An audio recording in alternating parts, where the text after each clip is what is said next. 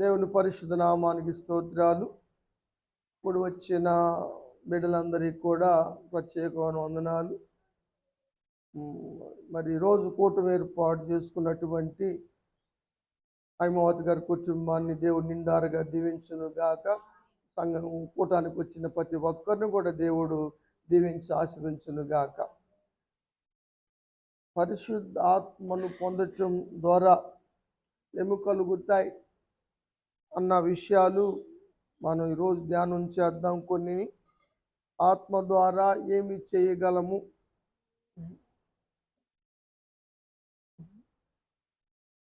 అన్న విషయాన్ని ధ్యానం చేద్దాం. యేసు ప్రభువారు శిష్యులతో వాగ్దానాన్ని గురించి చెప్పారు. ఏ వాగ్దానం గురించి? అపోస్తుల కార్యముల గ్రంథము 1వ అధ్యాయము 4వ వచనం. యేసు ప్రభువారు పునరుద్ధారుడైన తర్వాత మరలా శిష్యుల దగ్గరకు వచ్చి కలుసుకొని ఈ విధంగా ఆజ్ఞాపించాడు. చెప్పటం కాదు, ఆజ్ఞ ఇవ్వటం. ఈ ఆజ్ఞ ఏమిటి? శిష్యుడికి ఇచ్చిన ఆజ్ఞ, మీరు యెరూషలేము నుంచి వెళ్ళవద్దు, తండ్రి యొక్క వాగ్దానము కొరకు కనిపెట్టుడి. దేవునికి స్తోత్రం. తండ్రి వాగ్దానం కోసం కనిపెట్టమని ఆజ్ఞాపించారు యేసు ప్రభువారు శిష్యులతో. తండ్రి వాగ్దానం ఏంటి? సరే, లూకా సువార్తలో 24వ అధ్యాయము 49వ వచనం చదువుదాం.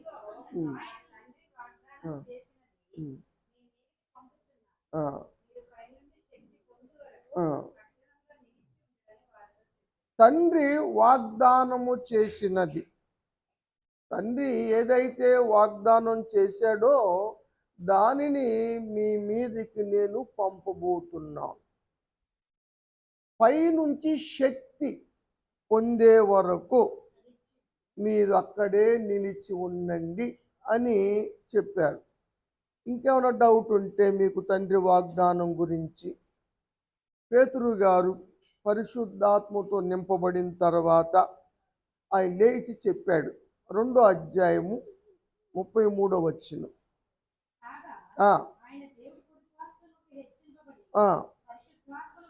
పరిశుద్ధాత్మను గురించిన వాగ్దానము తండ్రి వల్ల పొందాడు. ఇప్పుడు అర్థమైందా తండ్రి వాగ్దానం అంటే ఏంటో? పరిశుద్ధాత్మను గురించిన తండ్రి వాగ్దానం. కాబట్టి పరిశుద్ధాత్మను గురించి ఏమి చేయమన్నాడు? కనిపెట్టి ఉండమన్నాడు. కాబట్టి వారందరూ కూడా మేడగదిలోకి వెళ్ళారు. ఏక మనసుతో ఎడతెగక ప్రార్థన చేస్తూ వాగ్దానం కోసం కనిపెడతా ఉన్నారు అన్న విషయం ఇక్కడ మనం చూస్తూ ఉన్నాం. ఆత్మ కొరకు ఎందుకు కనిపెట్టాలి? శక్తి పొందుకుంటాను. ఎందుకు? పరిచర్య చేయటానికి. చెప్పండి. అదే కనిపెట్టడం. వాగ్దానం చేశాడు, మంచిదే, వస్తుంది, చేస్తాడు. దానికోసం కనిపెట్టమని ఎందుకు చెప్పారు యేసు ప్రభువారు? మళ్ళీ చదువుదాం. అపోస్తుల కార్యం 1వ అధ్యాయం 4వ వచనం.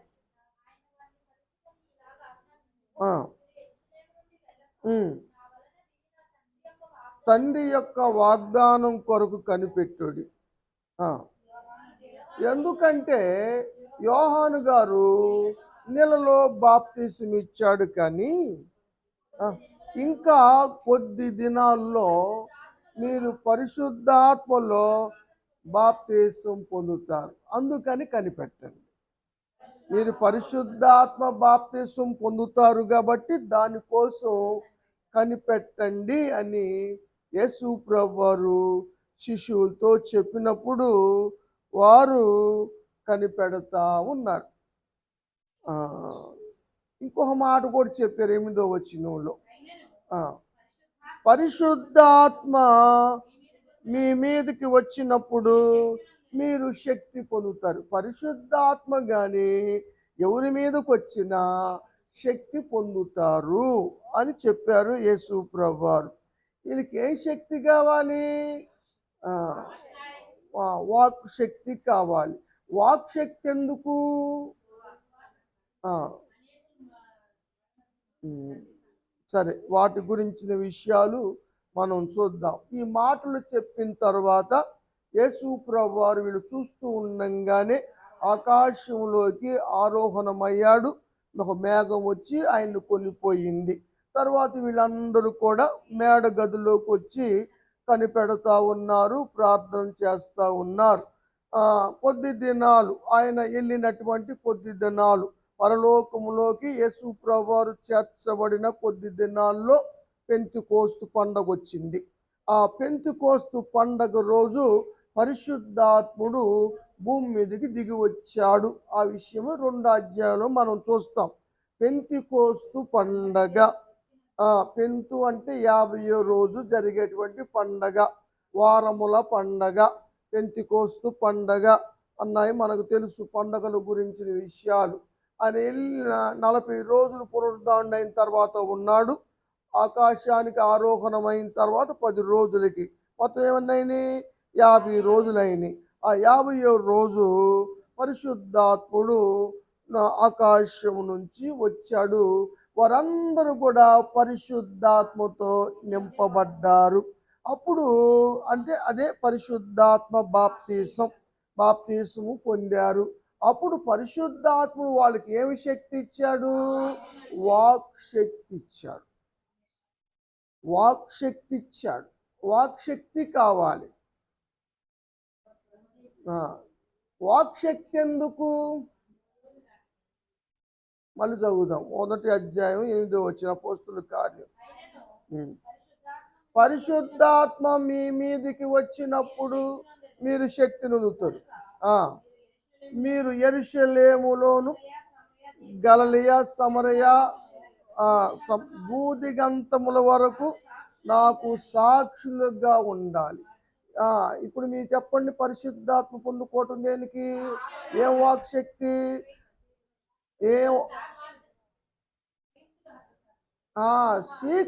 క్రీస్తు కొరకు సాక్షులుగా ఉండాలి. ఒక సలిమంట కాసుకునే సమయంలో ఒక చిన్న పిల్ల వచ్చి అడిగితేనే సాక్షిగా నిలబడలేకపోయాడు పేతురు గారు. అలా శిశువులందరూ కూడా యేసు ప్రభువును పట్టుకున్నప్పుడు అందరూ పారిపోయారు. ఎవరు సాక్షులుగా నిలవల.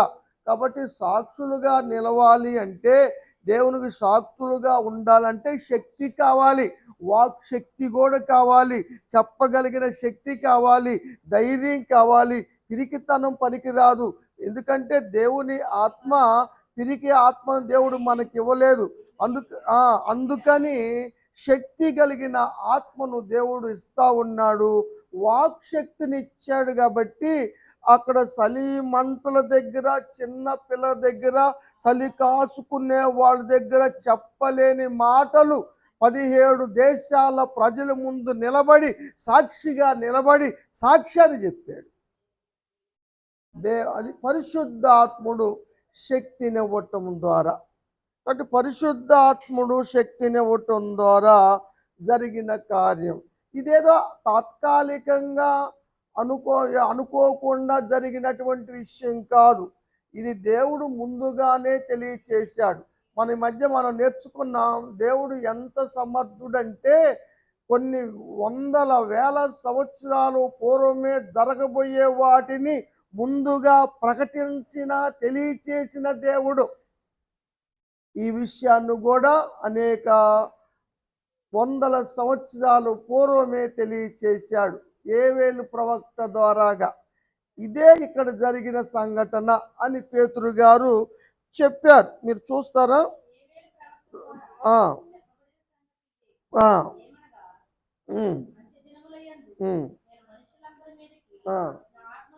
నా ఆత్మను కుమ్మరిస్తాను అని చెప్పారు.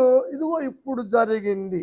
ఇది ఇప్పుడు మాట కాదు, దేవుడు ఎప్పుడో చెప్పిన మాట. ఫలానా చిన్న ప్రవక్త అయినటువంటి యోవేలు ప్రవక్త ద్వారా చెప్పబడింది, ఇప్పుడు నెరవేర్చబడింది, ఆత్మ కుమ్మరింపు జరిగింది అని ఇక్కడ పేతురు గారు చెప్పినట్లుగా మనం చూస్తూ ఉన్నాం.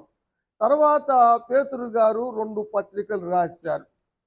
2 పత్రికలు రాసినప్పుడు మొదటి పత్రికలో పరిశుద్ధాత్మ గురించి ఏం చెప్పాడో ఇక్కడ మనం చూస్తాం. మొదటి పత్రిక మొదటి అధ్యాయము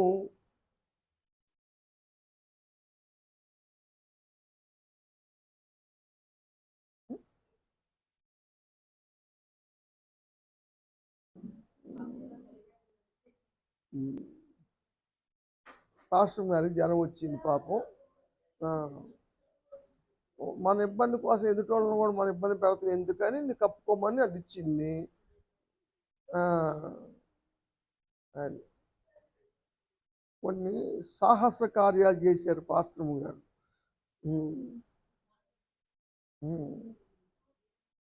సరే, 12వ వచనం, పరలోకము నుండి పంపబడిన పరిశుద్ధాత్మ వలన మీకు సువార్త ప్రకటించిన వారి ద్వారా. అంటే పరలోకము నుంచి వచ్చిన పరిశుద్ధాత్మ దేవుడు శక్తినిచ్చాడు, సాక్షులుగా నిలబెట్టాడు, సువార్తను కూడా ప్రకటించే నడిపింపును ఇచ్చాడు.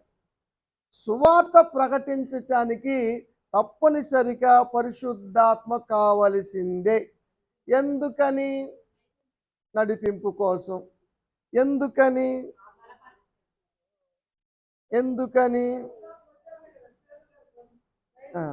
అదే ధైర్యం కోసం. ఎందుకని? మళ్ళీ అర్థం కాలేదు, మళ్ళీ పూసిన అర్థం కాలేదు మీకు. పరిశుద్ధాత్మ ఉంటేనే సువార్త ప్రకటించాలి. పరిశుద్ధాత్మ ద్వారాగానే సువార్త ప్రకటన జరుగుతుంది అని పేతురు గారు చెప్పాడు. ఎందుకని పరిశుద్ధాత్మ ద్వారా సువార్త ప్రకటన జరగాలి అన్నది ప్రశ్న. పరిశుద్ధాత్మ నడిపిస్తాడు, మహిమలు బయలుపరుస్తాడు. అదేనమ్మా, బోధించాల్సింది ఆయనే. సరే, మీకు ఇంకా కొంచెం ఒక హింట్ చెబుతాను మీకు అర్థం అవటానికి. ఒక డాక్టర్ గారు ప్రిస్క్రిప్షన్ రాశాడు, దాన్ని ఎవరు చదవగలుగుతారు? ఆయన దగ్గర ఉన్న వాళ్ళు, ఆ కంపౌండరు, వాళ్ళు మాత్రమే చదవగలుగుతారు. ఈ ప్రిస్క్రిప్షన్ అంతా పరిశుద్ధాత్ముడు రాసింది. 40 మంది బోధకులు రాసినా, ప్రవక్తలు రాసినా సరే రాయించింది పరిశుద్ధాత్ముడు. పరిశుద్ధాత్ముడు రాత పరిశుద్ధాత్ముడికే తెలుసు. కాబట్టి ఆయనే చెప్పాలి, ఆయనే బోధించాలి. ఎన్నాళ్ళు వింటున్నారా?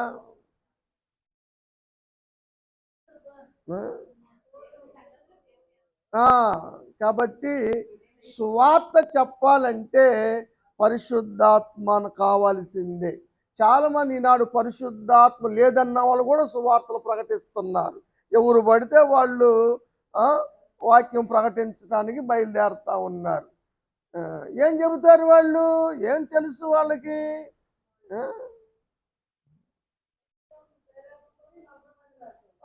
రాసిన వాళ్ళందరూ మూలం దేవుడే, ప్రేరేపణంతా పరిశుద్ధాత్ముడే. పరిశుద్ధాత్మ మూలంగా పలికిరి, దేవుని మూలంగా పలికిరి. పరిశుద్ధాత్మ ప్రేరేపించ తిమోతికి రాస్తాడు కదా పౌలు గారు. తిమోతి పత్రిక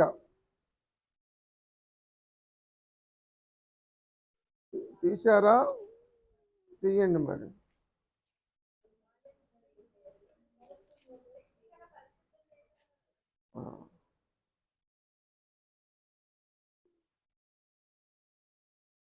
కాదరా, చదువు అమ్మ. నేను చెప్పింది ఏంటి? ఈ లేఖనములన్నీ పరిశుద్ధాత్మ ద్వారా రాయబడ్డవి, పరిశుద్ధాత్మే మూలము. ఈ చదువమ్మా, చెబుతుందా రాధమ్మ గారు?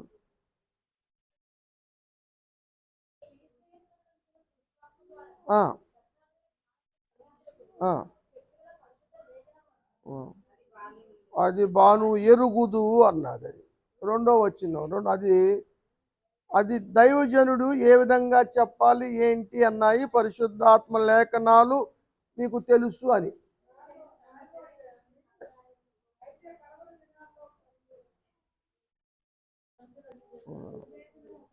సరే, మన టైం అయిపోతుంది. సరే సరే సరే. సువార్త ప్రకటన ఎవరి ద్వారా జరగాలి? పరిశుద్ధాత్మ ద్వారానే జరగాలి. పరిశుద్ధాత్మ ద్వారాగా వాళ్ళు ఏం చేశారు? చదువమ్మ, పేతురు మొదటి పత్రిక 1వ అధ్యాయం 12వ వచనం. ఆ, ఆ, ఆ,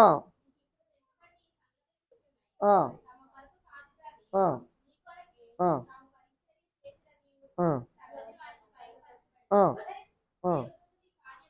ఆ, ఈ వాక్య బోధన విన్నప్పుడు పరిశుద్ధాత్ముడు వాక్యం బోధిస్తూ ఉండగా పరిశుద్ధాత్మ పొందుకున్న దైవజనులు సువార్త ప్రకటిస్తూ ఉండగా దేవదూతలు సైతం తొంగి చూస్తారు అని రాశాడు.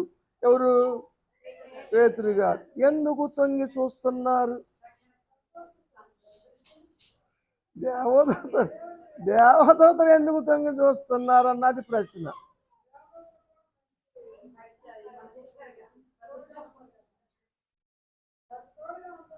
తోడుగా ఉంటారని.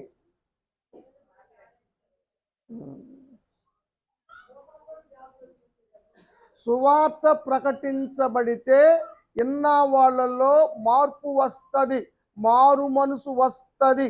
ఒక పాపి రక్షించబడితే పరలోకములో దేవదూతలు సంతోషిస్తారు. మార్పు వస్తుందా లేదా, సువార్త ప్రకటన ద్వారా మార్చబడుతున్నారా లేదా అని దేవదూతలు తొంగి చూస్తారు. ఇది కూడా చెప్పాలి. నువ్వు అన్నావులేమ్మ. మీరు చూడాలంటే లోక రాశాడు 15వ అధ్యాయంలో చూడండి, 10వ వచనం.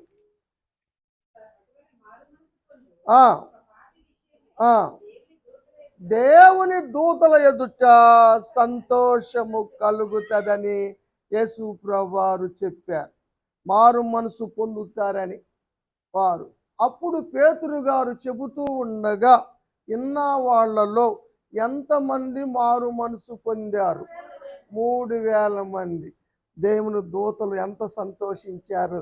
అందుకే తొంగి చూస్తారు అన్న మాట పేతురు గారు అక్కడ వాడాడు కదా. 2వ అధ్యాయం అపోస్తుల కార్యములు 41 వచనం. ఆయన పరిశుద్ధాత్మ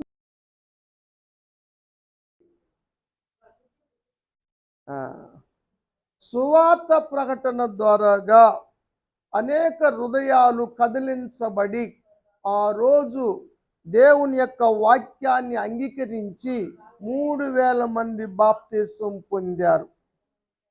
పరిశుద్ధాత్మ బాప్తిసం పొంది పరిశుద్ధాత్మ ద్వారా సువార్త ప్రకటించిన పేతురు గారి వాక్యాన్ని విన్న వాళ్ళు కదిలించబడి బాప్తిసం పొందినట్లుగా ఇక్కడ వాక్యంలో మనం చూస్తూ ఉన్నాం కదా. పరిశుద్ధాత్మ నింపుదల జరిగింది. అందుకని వాక్యం ఎవరు బోధించినా వారికి పరిశుద్ధాత్మ నింపుదల తప్పనిసరిగా కావాల్సిందే. పరిశుద్ధాత్మ నడిపింపు కావాల్సిందే. యోహాను సువార్తలో 16వ అధ్యాయం 13వ వచనంలో ఒక మాట చదువుదాం.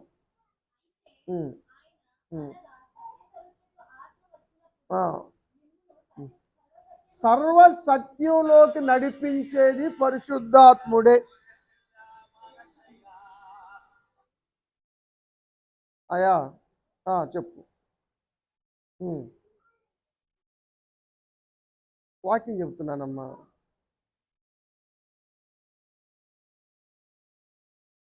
సరే, ప్రేమ నా ప్రభా దయలు మా తండ్రి, కృపగలేసి ఆయన కొందనాలు లావాలని జ్ఞాపకం చేసుకుని దీవించండి, ఆశీర్వదించండి. ఆయన పడుతున్న వద్యను పరమౌషధంగా మార్చండి, ఆత్మకార్యం జరిగించండి. ఈ నెలలో తప్పనిసరి కౌన్సీ అవ్వటానికి సహాయం చేయండి. గర్భఫలం పొందుకొని ఈ సాక్షిగా నిలబడటానికి సహాయం చేయండి. ఈ దేవుని మీ ఆశీర్వాదాలు దయచేయండి. అది స్టడీ సర్టిఫికేట్ రావడానికి సహాయం చేయండి. రాజేష్ని బట్టి వందనాలు.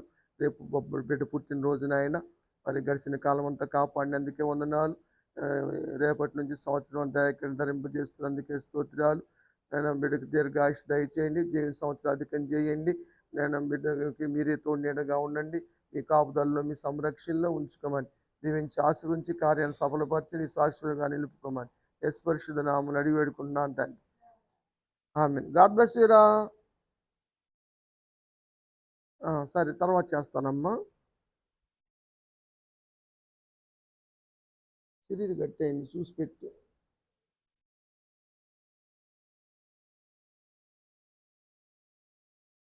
పరిశుద్ధాత్మ లేకపోతే సర్వసత్యములోకి నడిపించబడలేం. వాక్యములో సర్వసత్యాన్ని మనం బోధించలేం. కాబట్టి బోధించే వాళ్ళకి తప్పనిసరిగా పరిశుద్ధాత్మ నడిపింపు కావాలి.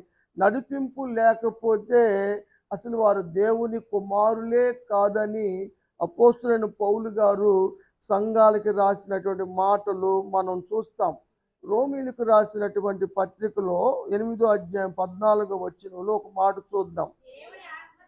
దేవుని ఆత్మచేత ఎందరైతే నడిపించబడతారో వారందరూ దేవుని కుమారులు అనబడతారు. దేవునికి స్తోత్రం. అది దేవుని ఆత్మ లేకపోతే, నడిపింపు లేకపోతే వారు దేవుని కుమారులు కాదు. వారు సర్వసత్యంలోకి నడిపించలేరు. గుడ్డోడు దోవ చూపించినట్టు ఉంటుంది. గుడ్డోడు ఏం దోవ చూపించగలుగుతాడు? గోతులో పడేస్తాడు తీసుకెళ్ళి. వాడికి కాదు. టీచర్కే రానివి విద్యార్థికే నేర్పగలుగుతారు? నేర్పలేరు కదా. అందుకని సర్వసత్యంలోకి నడిపించాలంటే దేవుని ఆత్మకు కావాలి. ఇంకో మాట కూడా పౌలు గారు కొరింథీయులకు రాస్తాడు. మొదటి కొరింథీయుల పత్రిక 2వ అధ్యాయము 10వ వచనం.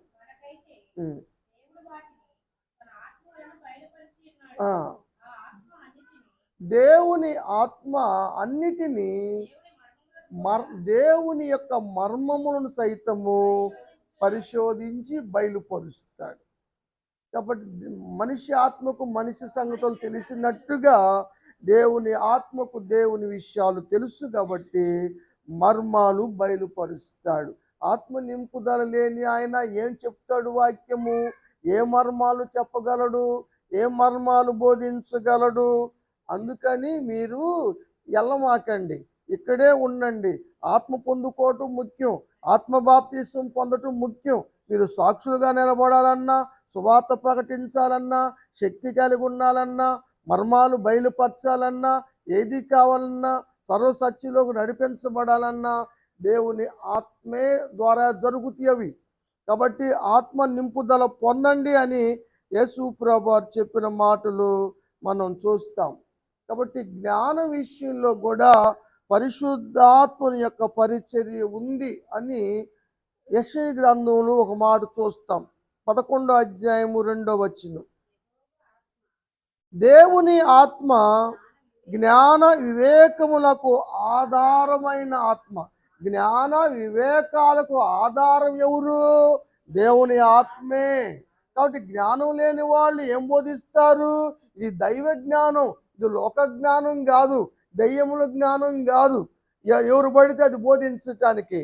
కాబట్టి దైవ జ్ఞానం బోధించాలంటే ఏమో ఆత్మే మూలము. దానికి ఇక్కడ మనం చూస్తూ ఉన్నాం కదా.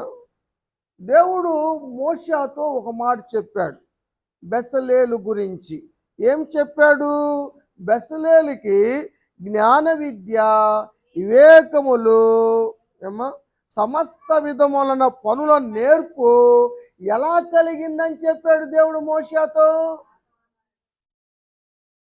నిర్గమాకాండం 31వ అధ్యాయము 5వ వచనం.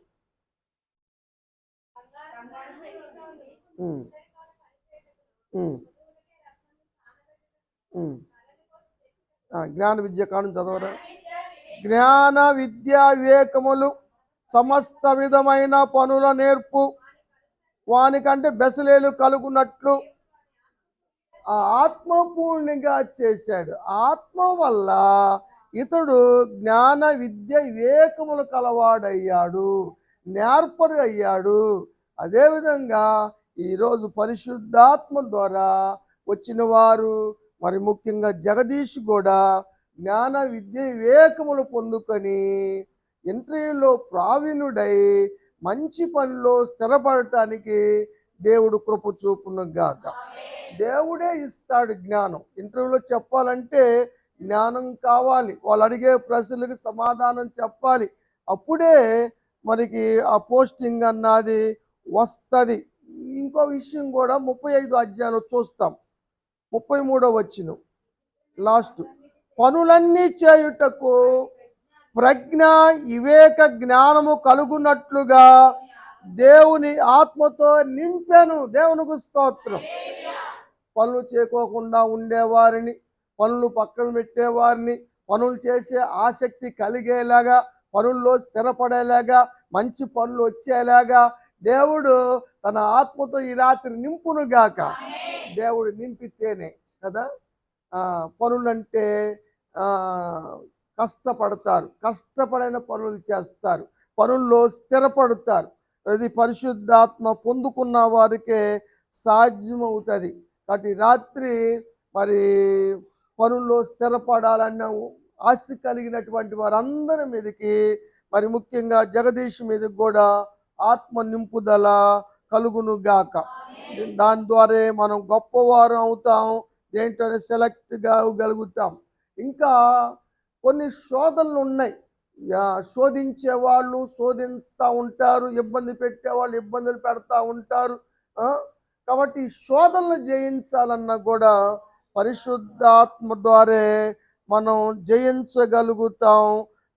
శోధనలు జయించే శక్తి కూడా పరిశుద్ధాత్ముడు ఇస్తాడని వాక్యంలో మనం చూస్తాం. లూకా భక్తుడు రాస్తాడు, 4వ అధ్యాయము 1వ వచనం చదువుదాం. యేసు ప్రభువారు పరిశుద్ధాత్మ పూర్ణుడయ్యాడు, ఆత్మచేత నడిపించబడుతున్నాడు.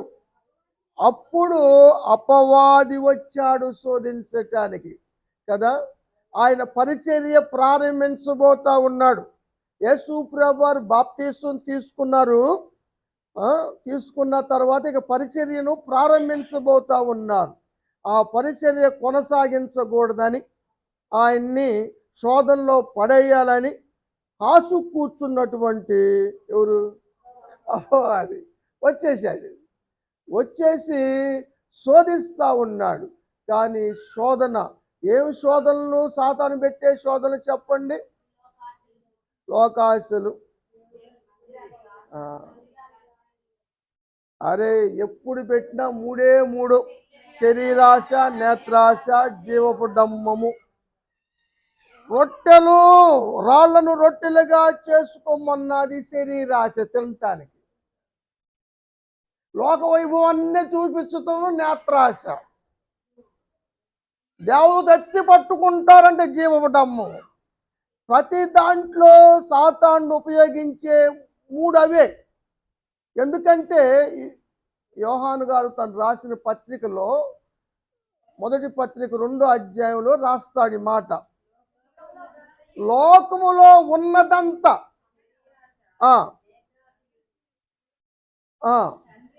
ఇవి తండ్రి వల్ల కలిగినవి కాదు. మరి ఎవరి వల్ల కలిగినవి? అదిగో వాడు వల్ల కలిగింది. వాడు ఆశ పెడతాడు, పరిచర్య సాకోహన చేస్తాడు, పడేస్తాడు, శోధనలో ఇబ్బందుల్లో పడేస్తాడు, విశ్వాసం నుంచి తొలగిస్తాడు. కానీ యేసు ప్రభువారు ఆత్మపూర్ణుడుగా ఉన్నాడు. బాప్తీసం తీసుకొని బయటకు వచ్చి ప్రార్థన చేయంగానే పరిశుద్ధాత్మ ఆయన మీద దిగి వచ్చాడు. యేసు ప్రభువారు ఆత్మపూర్ణుడు అయ్యాడు. కాబట్టి సాతానుడు ఏమి చేయలేకపోయాడు, పరిశుద్ధాత్మ ద్వారా జయించాడు. ఈ మాటలు మనం చూస్తూ ఉన్నాం కదా. 16వ వచనం చదవండి, 14 చదువు.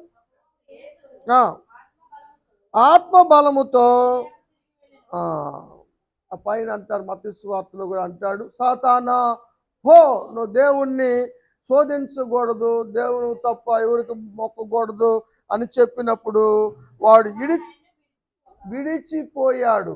అప్పుడు దేవదూతలు వచ్చి యేసయ్యకు పరిచర్య చేశారు. ఆ సాతానుగాడిని వదిలించుకుంటే ఇగో దేవుని ఆత్మశక్తి మనకు వస్తుంది. దేవదూతలు వచ్చి మనకు పరిచర్య చేస్తారు. మనం వాటికి లొంగిపోయామనుకో మనమే పాడైపోతాం. సత్యము తెలుసుకోలేకపోతున్నారు యవన కాలములో. యవనస్తులు రేపు కుటుంబాన్ని పోషించుకోవాలి, భార్య పిల్లలు చూసుకోవాలి, ఇదంతా అసాధ్యం కదా, ఇబ్బందికరం కదా. కాబట్టి ఇవన్నీ జరగాలంటే మనం స్థిరపడాలి, నేర్పరులు అవ్వాలి, ప్రావీణులు అవ్వాలి, పనుల్లో స్థిరపడాలి. అప్పుడే మనం పోషించుకోగలుగుతాం, మన కాళ్ళ మీద మనం నిలబడగలుగుతాం. ఆ స్థితి, ఆ శక్తి దేవుని ఆత్మ ఇస్తాడు. కాబట్టి ఆ ఆత్మ నింపుదల చాలా అవసరమని వాక్యంలో చూస్తాం. 4వ అధ్యాయం 16వ వచనం కూడా చూడండి.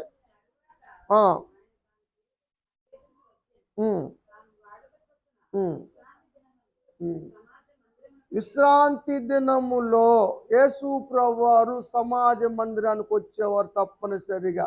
అక్కడ ఒక మాట రాశారు, వాడుక. వాడుక అంటే ఏంటి? అలవాటు. అలవాటు, ఆయనకి మందిరానికి రావటం అలవాటు.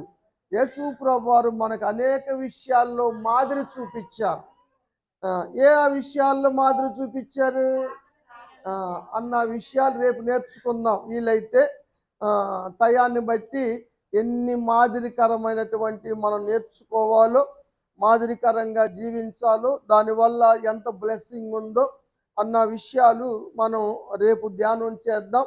మనకి మాదిరి ఉంచిపోయినటువంటి దేవుణ్ణి ఆరాధించటం రేపు చేద్దాం. ఏమ్మా, మాదిరి ఉంచారు యేసు ప్రభువారు. అందుకని ఆయన విశ్రాంతి దినములో సమాజ మందిరంలోకి వచ్చారు. వచ్చి కూర్చోవటం కాదు, అక్కడ యెషయా గ్రంథం ఆయనకి ఇవ్వబడింది. ఆయన లేచి నిలబడి చదివేవాడు. ఇదివరకు అజరే గారు జన్మానికి వచ్చినప్పుడు కాగితాలు రాసి, స్లిప్పులు రాసి ఇచ్చేవాళ్ళు. నువ్వు ఇది చదువమ్మా, నువ్వు అది చదువమ్మా అని ఇస్తూ ఉండేవాళ్ళు. మనకి టైం చాలక మనం దాన్ని ఎటుగూడి చేయలేకపోతున్నాం. ఏమ్మా, ఆల్మానిక్. ఏ చెప్పినా వాక్యం ఆల్మోనిక్ అయినా పరిస్థితులను బట్టి చెప్పేది. అయితే ఎంత మంచి బోధ అయినా, ఎంత లోతుగా చెప్పినా సందర్భానుసారం కాని బోధ సత్ఫలితాలను ఇవ్వదు కదా. మనం ఏదో అకేషన్ కూటం పెట్టుకుంటే వేరే అకేషన్ కూటం చెబితే అది బాగోదు. అది అందుకని చర్చిలో చెప్పుకుంటానికి పనికి వస్తాయి అవి. చర్చి వరకు చాలా వరకు జరుపుకోవచ్చు ఆదివారం. అందుకని అందరూ మిగిలినవన్నీ మానేసి ఒక ఆదివారం మాత్రం చదువుతారు. ఎందుకంటే ఈ దినాలన్నీ ఏర్పాటు చేసి నీళ్ళే కాబట్టి. ఇప్పుడు మట్ల ఆదివారం, ఇవాళ పాద పరిచర్య, ఇవాళ గుడ్ ఫ్రైడే, 7 మాటలు, తర్వాత ఈస్టర్ పండుగ, ఇవన్నీ దానికి సంబంధించిన వాక్యాలు రాస్తారు. వాక్యము ఏది చెప్పటం రాక, తెలియక, కొత్తగా ప్రవేశించే వాడికి, క్రమం తెలియని వాడికి ఒక క్రమం, ఒక పద్ధతి, ఒక ప్రాసెస్ ఉండటం కోసం మొట్టమొదటి మెథడ్ అనమాట అది. ఫస్ట్గా దాంట్లో పండిపోయిన వాళ్ళకి ఏం అవసరం ఉంది? ఏ సందర్భం అని చెప్పగలుగుతాం, ఏ సందర్భం అని చేయగలుగుతాం. అవసరం లేదు. అది దానికోసం యేసు ప్రభు వారికి యెషయా గ్రంథం ఇచ్చారు. అక్కడ దాన్ని చదువుతున్నారు యేసు ప్రభు వారు. చదువమ్మ. అక్కడ ఏ వాక్యం కనపడిందంటే ఆయనకి ఎవరు రాసి లేదు, కానీ అక్కడ రాయబడింది చదువుతున్నారు. ప్రభు ఆత్మ నా మీద ఉంది. దేనికి ఉంది? సువార్త ప్రకటించటానికి. దేవుని ఆత్మ లేకపోతే లాభ నష్టాలు బేరీజ్ చేసుకొని ధనవంతులకు బోధ చేస్తారు, బాగా దశమ భాగాలు ఇచ్చే వాళ్ళకి బోధ చేస్తారు. బీదలకు ఎందుకు చేస్తారు? ఆ? ఇచ్చే వాళ్ళను పొగుడుతారు, గొప్ప చేస్తారు. దేవుని దృష్టికి అందరూ సమానులే. యేసుప్రభు వారి మీద ఉన్న ఆత్మ బీదల మీద. ఏందయ్యా మీ ఆయన, మీ గురువు గారు మీ ఏంది అక్కడ తిరుగుతాడు, వాళ్ళతో తిరుగుతాడు, సమరయులతో తిరుగుతాడు, వ్యభిచారులతో తిరుగుతాడు, సొంగరులతో కలిసి భోజనం చేస్తాడు, ఏంది కథ అని పరిచయులు శాస్త్రులు గొడవ కదా. అని నేను వచ్చిందే వాళ్ళ కోసం అయితే నేను నీతి మందుల కోసం వచ్చానా ఏంటి అని యేసుప్రభు వారు చెప్పారు. నా మీద దేవుని ఆత్మ ఉంది, ఎందుకో తెలుసా? సువార్త ప్రకటించడానికి. ఎవరి వాళ్ళు? ధనవంతులని కాదు, పేదలకు సైతం కూడా నేను సువార్త ప్రకటించాలి అని ఎంచుకుంది కూడా. చదువమ్మ. నేను అభిషేకించబడ్డాను కాబట్టి సువార్త ప్రకటించాలంటే అభిషేకం కావాలి. అభిషేకం లేకుండా చేయకూడదు, అభిషేకం లేకుండా బాప్తీసాలు ఇవ్వకూడదు. అందుకని నేను 5 జిల్లాల్లో సువార్త చెప్పొచ్చినా కూడా అయ్యగారు ఈ సంస్థలో చేరిన తర్వాత నాకు ఆర్డినేషన్ ఇచ్చారు, అభిషేకం చేశారు. అమెరికా నుంచి వచ్చినటువంటి ఆయన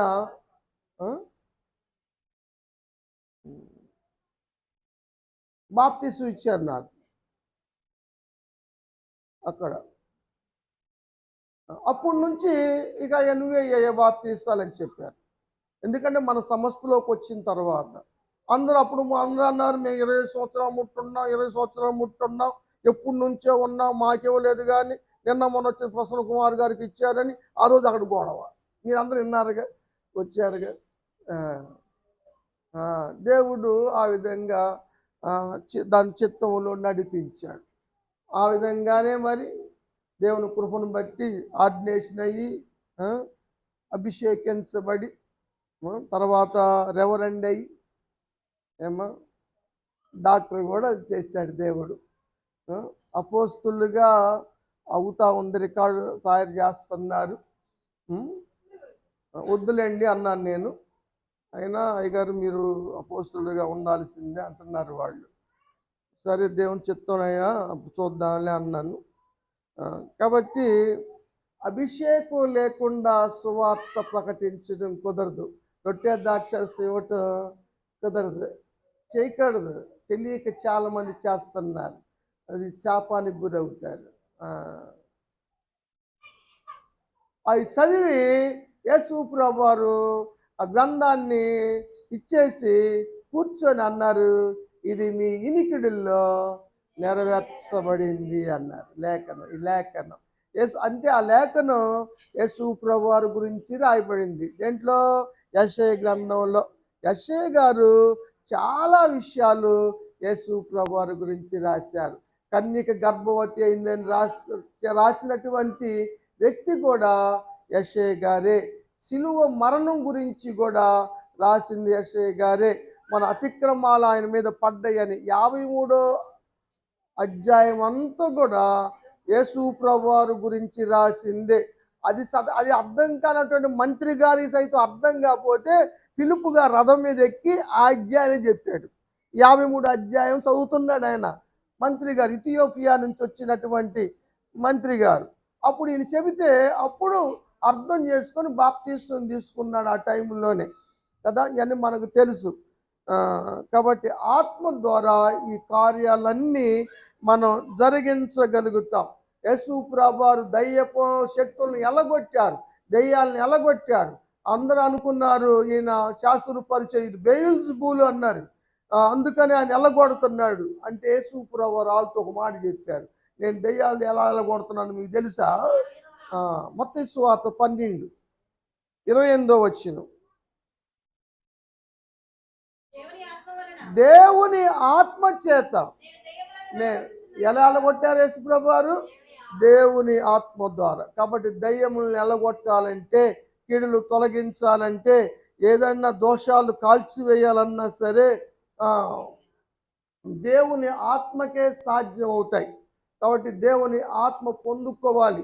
బాప్తీసం ఒకసారే, కానీ నింపుదల మాత్రం ఆ సందర్భాలను బట్టి, అవసరాన్ని బట్టి ఆత్మ నింపుదల ఉంటుంది. నీకు చాలాసార్లు ఉదాహరణ కూడా చెప్పాను. బండి కొనటం ఒకసారే, కానీ పెట్రోల్ పోయించుకోవటం మాత్రం అయిపోయిన ప్రతిసారి మనం పోసుకోవాలని. కాబట్టి మీరు గమనించండి, ఆత్మతో నింపబడండి. ఏమ్మా, పరిశుద్ధాత్మ బాప్తీసం పొందని వాళ్ళు పొందుకోండి, ఆత్మ నింపుదల పొందండి.